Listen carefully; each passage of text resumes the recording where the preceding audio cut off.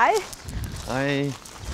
Velkommen til Karlsborgård og Superusers. Tak skal du have. Jeg har glædet mig til fortællinger om Superusers og Karlsborgård. Jamen, Karlsborgård er jo et godt gammelt sted. I 1919 blev det opført et ægtepar, Åge Anker og Miss Mabel, som arvede en hel masse penge, og så rejste de rundt i verden i 3 år, og så hentede de rum hjem fra alle mulige forskellige steder. Og så lagde man en stor bunke med alle de her rum, deres indretning, og så hyrede man nordsjællandsk arkitekt Carl Lundqvist til at opføre stedet. Så det blev en rigtig eventyrejendom. Så når man går rundt inde i den, så er det en rejse i geografi og tid fra hver enkelt rum til hver enkelt rum. Og vi kommer hertil i 1993, Superusers. Så i dag er det syden og boblen af IT-viden om det, der ligger allerdybest nede i computeren. Jeg synes, det lyder spændende. Nyt og gammelt. Har du lyst til at komme med indenfor? Meget gerne. Velkommen. Ja, tak skal du have.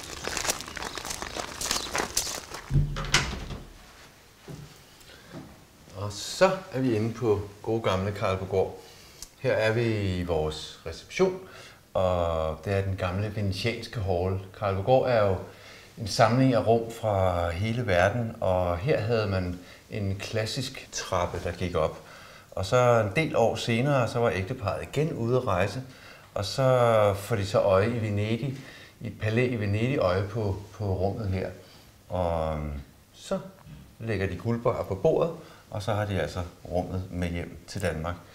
Problemet med det her rum, det er, at der hvor det var i Italien, der var der meget højere til loftet, så det vil sige, at det kunne slet ikke være herinde. Så derfor så var man nødt til at bygge det højere. Man vil se, der er ret lavt til loftet, når man går op på gesimsen her. Men nu er det altså vores reception i dag, og det hele lykkes. Det er håndskåret træ, det er ikke gips, det er håndskåret træ, som der så er bladguldsbelagt. Og Nationalmuseet passer godt på det. Ja, det er meget smukt. Ja. Det er det. Specielt. Lad os gå videre i havestuen. Lad os gøre det.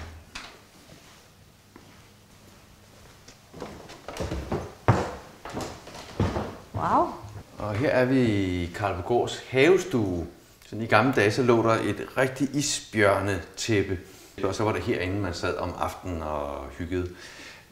Der er et kinesisk relief, som er hjemhentet af skibsreder Skov-familien. Så den pejs, der var her, en murstenspejs, blev taget ned, og så i stedet for opførte man så den kinesiske pejs her fra det tidlige Ming-dynasti. Og her spiser vi morgenmad med vores kursister, så vi har masser af energi til en lang dag med masser af viden.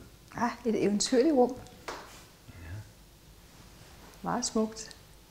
Og så kan vi komme videre her. Ja.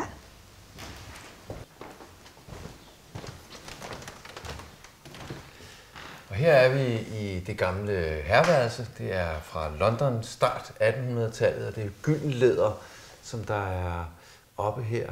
Og som alle de andre rum er det altså hentet hjem, og så er bygningen opført her af arkitekt Carl Lundqvist, som skulle organisere alle de her rum, som var givet i højde, længde og bredde og indhold og funktion, og skulle få det hele til at hænge sammen. Og her holder vi pause og får en kop kaffe. Ja. Og så kan vi styre til musiksalen hernede. Wow.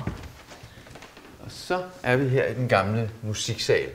Og Anker, som opførte bygningen, var musiklærer, og faktisk over i hjørnet derovre, der gemmer der sig, man kan åbne dørene op, og så gemmer der sig et Frobenius-orgel.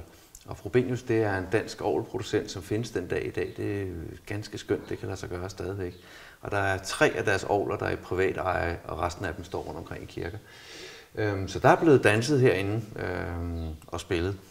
Og i dag så er det et rum, som vi nogle gange, så rydder vi det, og så fylder vi det med Linux-computer, Mac-computer, Windows-computer, og så bliver der programmeret og konfigureret. Spændende. Ja. Meget, meget smukt. Det er jo et rokoko-rum.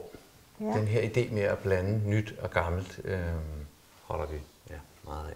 Ja, det er også en god ting. Og så kan vi gå ud i vinterhaven. Ja, man føler næsten, man er hensat til det sydlige Europa, når man kigger herud.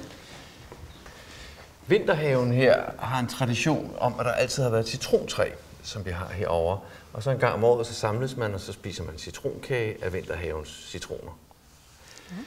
Herover gror der vindruer, men vi har dog ikke Karlsborgårds egen rødvin endnu. Det kan være, at det kommer med klimaforbedringerne og så videre, hvis man skal se positivt på det. Men om bag ved vinen, der er noget, som vinen meget godt kan lide at klatre på, nemlig koraller. Hele væggen her, den er lavet af koraller, som er hentet hjem nede fra troperne. Og i dag vil det jo være en katastrofe at tage koraller op.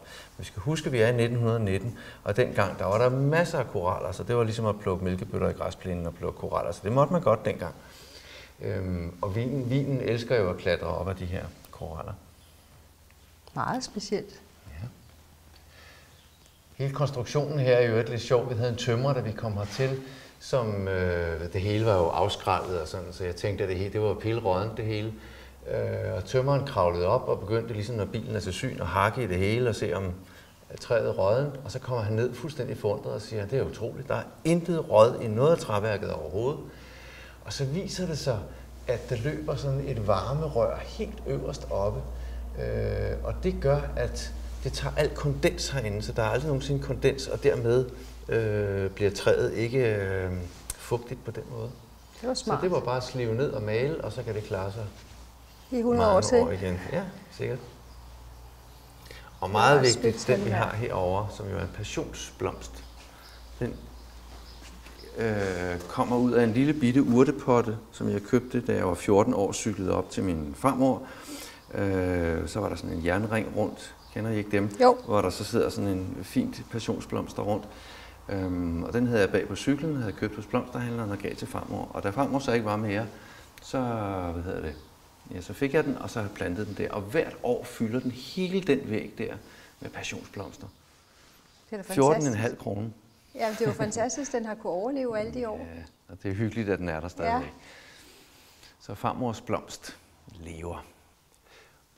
Her har vi faktisk en bid Spanien, hvor de her fine nogen, som man kan lukke her.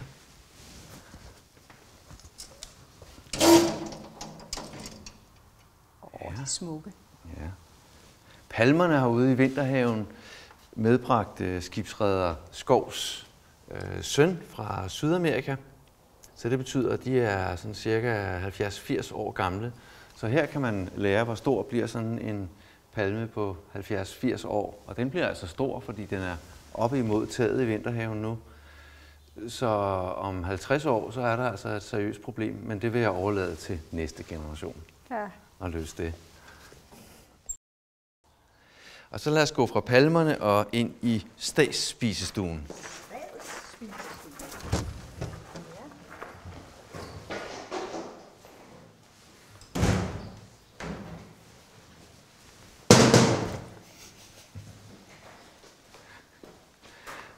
Og vi skal lige heroppe og lave noget.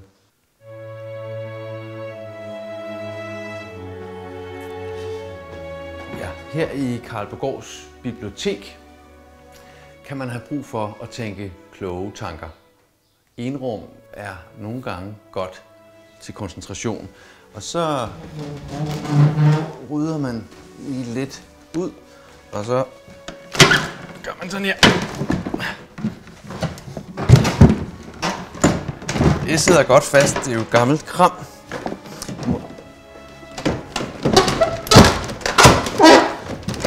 Så har man her den hemmelighed, så sig det ikke til nogen, den hemmelige indgang til Karlsborgårds gange. Der er nemlig inde i væggene, kan man gå rundt i Karlsborgård.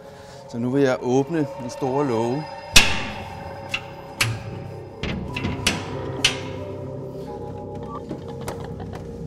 Og så ses vi en anden dag. Hej.